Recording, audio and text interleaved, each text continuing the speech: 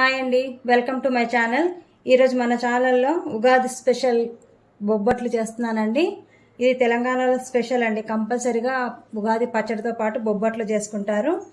దీన్ని పోలెలు అంటారు, మళ్ళీ భక్షాలు అంటారండి. ఇక్కడ హైదరాబాదు, రంగారెడ్డి డిస్ట్రిక్ట్స్లో అయితే అది ఎలాగో చూద్దాం ఇప్పుడు మన వీడియోలో. నా ఛానల్ కనుక ఫస్ట్ టైం చూస్తున్నట్టయితే తప్పకుండా సబ్స్క్రైబ్ చేసుకోండి.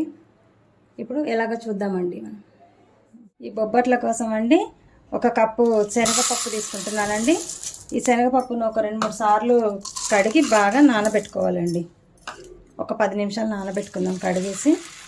అలా నానబెట్టడం వలన కొంచెం తొందరగా ఉడుకుతుంది, మెత్తగా ఉడుకుతుంది అన్నమాట. ఒక 2-3 టైమ్స్ కడిగి నానబెట్టేసుకుందాం. వాటర్ పోసి ఒక 10-15 నిమిషాలు నానబెట్టుకుందామండి. ఆ తర్వాత ఉడకబెట్టుకుందాం.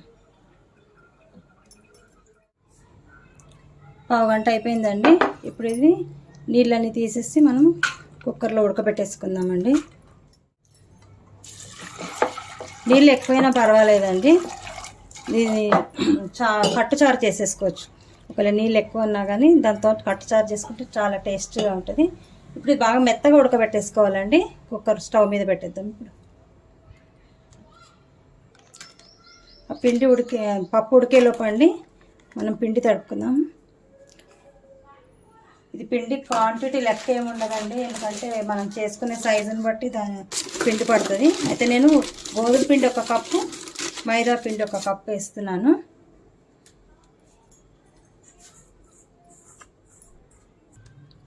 ఒక స్పూన్ బొంబాయి రవ్వ అండి, ఉప్మా రవ్వ, ఇది 1 స్పూన్ వేసుకుంటున్నాను. దీనివల్ల ఏమవుతుందంటే ఇలా మనం తుంపగానే విరుగుతుంది అన్నమాట, సాగకుండా.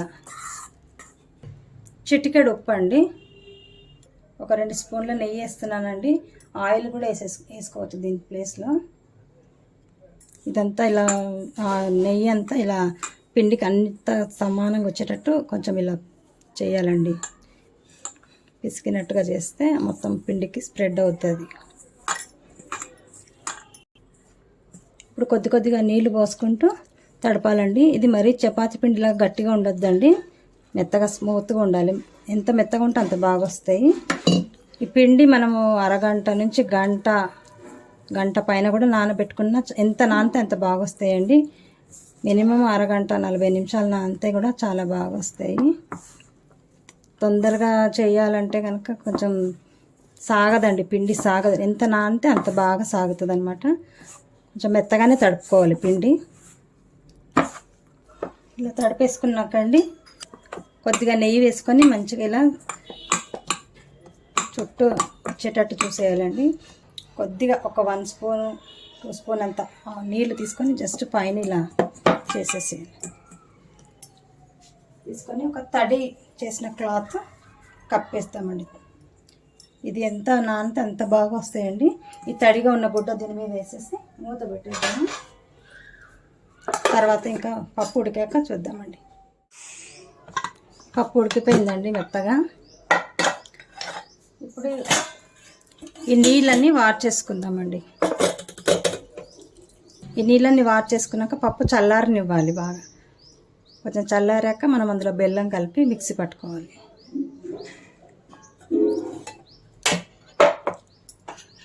మనం కట్టుచారు ఈ నీళ్ళతోని మనము చారు చేసుకోవచ్చండి. కట్టుచారు చాలా బాగుంటుంది టేస్ట్. అలా చేయాలనుకుంటే కనుక కొంచెం ఈ పప్పు తీసుకోవాలండి. ఈ పప్పు తీసి పక్కన పెట్టుకొని దాంతో చేసుకోవాలి. ఇది మెదిపి చేసుకోవాలి చారు. ఇదైతే చల్లారినాక ఇందులో బెల్లం కలిపేసి మిక్సీ పడదాం కాసేపు చల్లారనిచ్చాక. ఇది కట్టు చారు చేసుకోవాలనుకుంటే ఇది మెదిపేయాలండి. ఈ ఎక్స్ట్రా తీసుకున్న పప్పు మెదిపేసేసి చేసుకోవాలి. దాంట్లోనే చింతపండు నానబెట్టి చేసేసుకోవచ్చు. అప్పుడు కొంచెం చిక్కగా వస్తుంది అన్నమాట. దీంట్లోనే కొద్దిగా చింతపండు వేసేసి నానబెట్టేసుకోవాలి. ఆల్రెడీ నీళ్ళు వేడిగా ఉన్నాయి కదా, నానబెట్టేసుకొని తర్వాత తాలింపు వేసుకోవడం. ఇంకా ఇది కొద్దిగా చల్లారిందండి, పూర్తిగా అయితే ఏం చల్లారలేదు. దీన్ని ఇట్లా మెదుపుకోవాలి, బాగా పప్పుని మెదుపుకోవాలి. బాగా మెత్తగా ఉడికిపోయింది కదా, మెదిపేసుకోవాలి. ఇందులోనే 1 కప్పు వేస్తున్నానండి బెల్లము. నేను పప్పు కూడా 1 కప్పు వేసాను, అది నాకు 200 గ్రామ్స్ వచ్చిందండి. బెల్లం కూడా 200 గ్రామ్స్ ఈక్వల్గా వేసుకోవాలి. ఇంకా తీపి ఎక్కువ కావాలంటే ఎక్కువ వేసుకోవచ్చు. ఇదంతా మిక్సీలో పడతానండి. మిక్సీ పట్టాక కొంచెం పలచగానే అవుతుంది. మళ్ళీ తర్వాత దానికి పొయ్యి మీద పెట్టి మళ్ళీ గట్టిగా చేస్తాం. అలా చేసుకుంటే కనుక మనకు 2 రోజులైనా కానీ పూర్ణం ఏం పాడవదండి. ఈ బొబ్బట్లు వాసన కూడా రావు, తొందరగా పాడవదనమాట. ఇలా డైరెక్ట్ ఉడకబెట్టకుండా మిక్సీలో వేసి కూడా చేస్తారు. దానికంటే ఇది కలర్ కూడా బాగా వస్తుంది, టేస్ట్ కూడా చాలా బాగుంటుంది. 2 రోజులైనా కూడా పాడవకుండా ఉంటుంది పూర్ణము.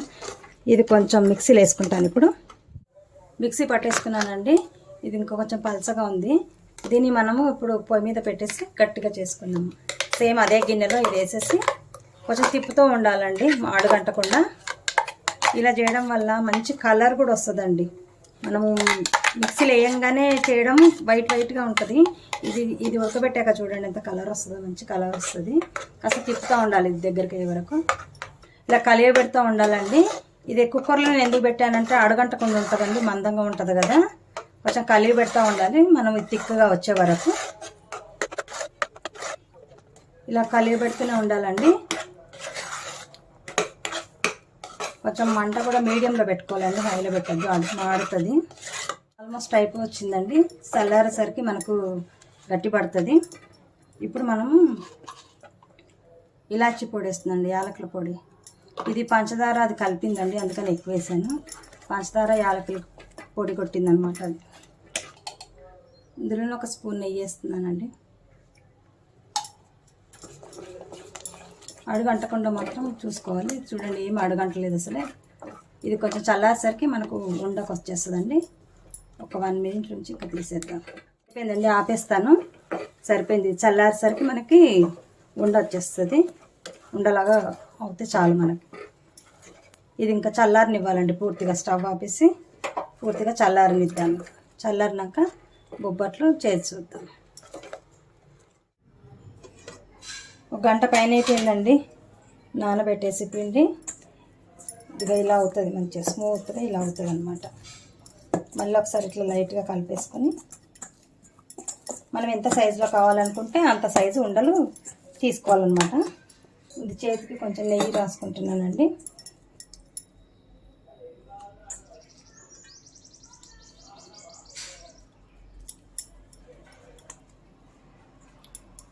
ఇలా చేసుకోవాలి ఫస్ట్ దీన్ని.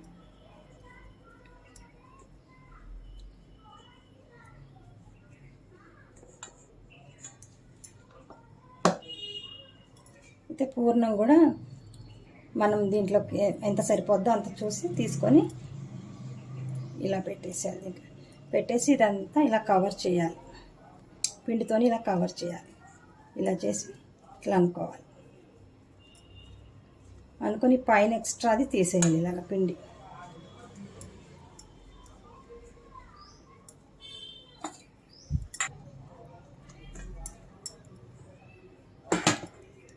ఇలా అయిపోతుందండి ఉండ. ఇప్పుడు మనం దీని మీద ప్లాస్టిక్ కవర్ వేసుకొని కవర్ మీద చేద్దాం. ఇలా కవర్ వేసుకొని కవర్ ఫస్ట్ నూనె కానీ నెయ్యి కానీ రాసుకొని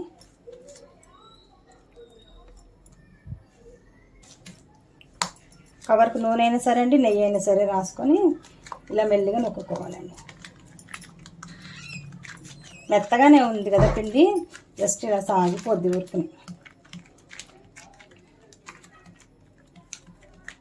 ఇలా నొక్కేసుకొని పెనం మీద వేసుకోవడం అండి. పెనం ఆల్రెడీ వేడవుతుందండి పొయ్యి మీద. పెనం వేడైపోయిందండి. కొద్దిగా నెయ్యి వేస్తున్నాను. ఇది నాన్ స్టిక్ కాదండి, నార్మల్ పెనమే పెట్టాను, ఇనుప పెనము. దీని మీద అయితే చాలా బాగా వస్తాయి. మనం ఇలా కవర్ మీద నుంచి మెల్లిగా కవర్ని తీసేయడమేనండి. ఇట్లా ఇలా తీసేసి సిమ్లోనే కాల్చుకోవాలండి. అంతలోపు మనం ఇంకోటి రెడీ చేసేసుకోవచ్చు. ఇది పైన అంతా కొంచెం డ్రై అయినట్టు అయింది కదండి.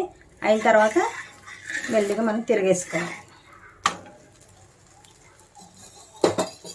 కొంచెం సిమ్ టు మీడియంలోనే కాల్చాలండి. మళ్ళీ కొద్దిగా నెయ్యి వేసుకుందాం కిందికి. ఆయిల్ కూడా వేసుకోవచ్చండి, నెయ్యితోనైతే కొంచెం టేస్ట్గా ఉంటాయి అనేసి వేస్తున్నాను. ఈ 2 వైపులా మామూలుగా కాలేటట్టు చూసుకోవాలండి. ఈ శనగపిండి కదా, ఇది కొంచెం బయటకు వచ్చినా కూడా తొందరగా మాడుతుంది అనమాట. అందుకని మనం అటు ఇటు కొంచెం మార్చుకుంటూ సిమ్లోనే ఉందండి స్టవ్ అయితే. ఇంతే అండి, ఇంకా ఇంతకంటే ఎక్కువ కాల్చొద్దు.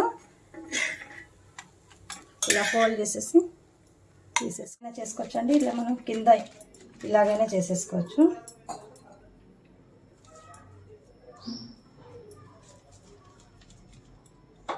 దీంట్లో పెట్టేసి ఇది ఇలా సాగిపోవాలి, ఇలాగా అలా ఉండాలి పిండి. ఇలా మనం లాగుతుంటే ఇట్లా పైకి వచ్చేసేయాలి. ఇది కింద ఇలా తిప్పాలి. ఇలా తిప్పి ఎక్స్ట్రాదంతా ఇలా పైకి వస్తుంది అనమాట. ఈ ఎక్స్ట్రాది పైకి తీసేసేయాలి. పిండి తీసేసి మనం మామూలుగా దీంట్లో ప్రెస్ చేసుకోవడం.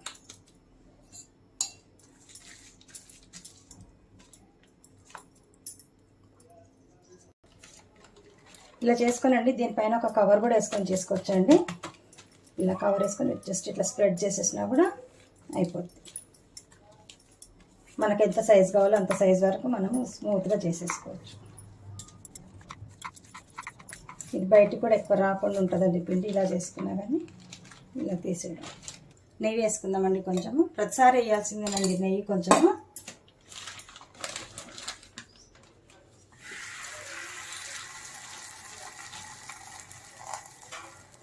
ఇది కొంచెం పైన డ్రై అయిన తర్వాతనే మనం తిరిగేయాలండి. అంతవరకు కలపొద్దు, అలాగే ఉంచండి.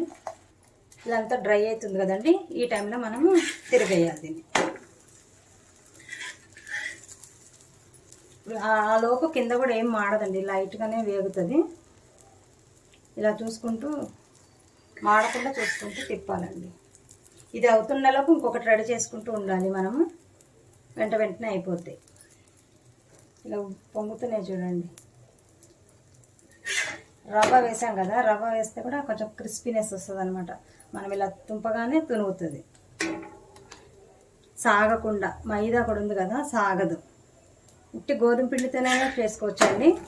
నేను అది సగం ఇది సగం వేసాను, కానీ ఉట్టి గోధుమ పిండి అయినా చేసుకోవచ్చు. మరి మైదా అయితే బాగా సాగిపోద్ది. కానీ అయిపోయిందండి, ఇంకా తీసేస్తున్నాను. తీసే ముందే మనం ఇలా ఫోల్డ్ చేసుకోవాలి. ఇలా ఒకదాని పక్కన ఒకటి పెట్టుకోవాలండి. ఒకదానిపైన ఒకటి వేయద్దు, వేడికి అతుక్కుపోతాయి. అయిపోయండి వేడి బొబ్బట్లు. వీటిని తెలంగాణలో స్పెషల్ అండి. ఉగాది రోజు తప్పకుండా చేస్తారండి ప్రతి ఇంట్లో. వీటిని తెలంగాణలో అయితే భక్షాలు అంటారు, పోలేలు అంటారండి. ఇక్కడ ఎక్కువ మట్టుకు పోలేలే అంటారు. ఎంతో అందంగా వచ్చాయి, ఎంత బాగా రుచికరంగా ఉంటాయండి. మీరందరూ కూడా ట్రై చేయండి. ఈ ఉగాదికి ఎవరైనా చేయని వాళ్ళైనా కూడా ఈ వీడియో చూసి తప్పకుండా ట్రై చేయండి. ఈ వీడియో చూసాక నా ఛానల్ తప్పకుండా సబ్స్క్రైబ్ చేసుకోండి. ఫస్ట్ టైం చూసే వాళ్ళైతే సబ్స్క్రైబ్ చేసుకోండి. దీంట్లో కట్టుచారు కూడా చెప్పాను కదండి, అది నెక్స్ట్ వీడియోలో పోస్ట్ చేస్తామండి. అంతవరకు కీప్ వాచింగ్. ఇదిగోండి ఎంత మృదువుగా వచ్చినాయి. చల్లారిపోయినాయి పూర్తిగా. ఇప్పుడు చల్లారిపోయినాయండి. నేను చేసి కూడా గంట సేపు అయిపోయింది. అంత స్మూత్గా వస్తాయి అనమాట. మీరు పిండి కనుక అలా తయారు చేసుకున్నారనుకోండి. ఒక స్పూను ఉప్మా రవ్వ వేసాం కదండి, అది వేసి నెయ్యి వేసి కలిపి ఒక గంటన్నర నానబెడితే ఇంత బాగా వస్తాయండి స్మూత్గా. అసలు ఇదిగోండి సాగవు, ఇలా స్మూత్గా వచ్చేస్తాయి.